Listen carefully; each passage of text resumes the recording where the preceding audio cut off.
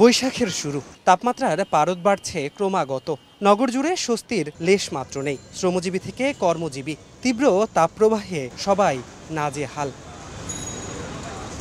সোমবার সকাল থেকেই রাজধানীর আকাশে ছিল কিছুটা মেঘের উপস্থিতি, তাই অন্য দিনের তুলনায় অনেকটা ধীরে ধীরেই বেড়েছে তাপমাত্রা। তবে বাতাসে জলীয় বাষ্পের আধিক্য ভুগিয়েছে ঘর থেকে বের হওয়া মানুষদের। দাবদাহের তীব্রতায় শ্রমজীবী মানুষকে গ্রাস করেছে ক্লান্তি। গরম তো প্রচুর, গাড়ি চলার খুব সমস্যা হয়ে যাচ্ছে। গরমের জন্য রিক্সা চালাতে পারতেছি না, খুব ক্লান্ত হয়ে যায়। আর এখন তো পেছনদার তো ওঠে, পেছনদার নিতে পারি না।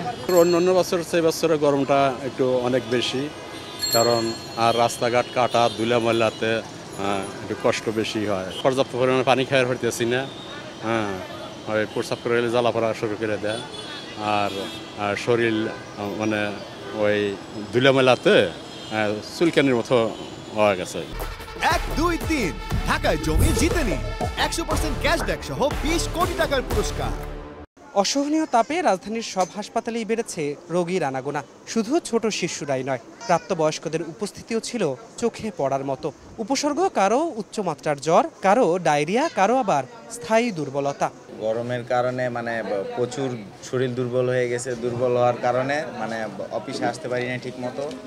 প্লাস ফ্লাজিল খাইছি, স্যালাইন খাইছি, তাতেও কাজ হয় নাই। জ্বর, ঠান্ডা, পাতলা পায়খানা কাল থেকে একই। এমন জ্বর ওরে, মাথা মুথা সব ব্যথা করে। গরমে থেকে একটু ঝাল টাল খাওয়া হয়েছিল, এই জন্য পেটের ব্যথাটা। সুখবর দিতে পারেনি আবহাওয়া অফিসও। হিট অ্যালার্ট বাড়িয়েছে আরও 3 দিন। সংস্থাটি বলছে আগামীকাল আবারও বাড়বে তাপমাত্রা। চলমান যে তাপদাহর আপনার সতর্কবার্তা ছিল, এটা আমরা আরও 72 ঘন্টার জন্য এক্সটেনশন করেছি। কিছুটা মেঘ আছে আকাশে এবং তার সাথে একটু বাতাসও রয়েছে।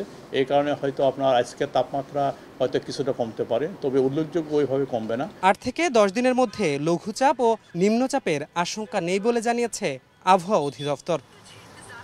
তীব্র গরম, এর মধ্যে ঘরের বাইরে বের হওয়াটাই দায়। তাই চিকিৎসকরা বলছেন এ সময় জরুরি প্রয়োজন ছাড়া কেউ যাতে বাইরে বের না হয়।